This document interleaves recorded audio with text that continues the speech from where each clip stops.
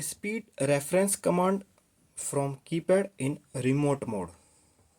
Press enter button, press down button, PAR, press enter button, 01, press up key and go to the group number 11.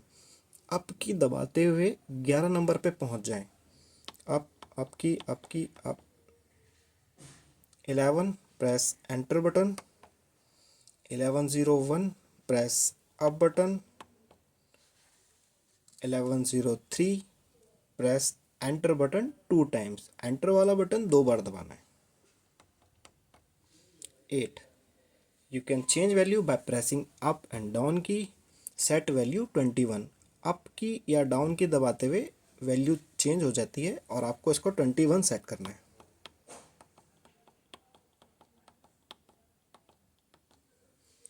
21, press enter button to save.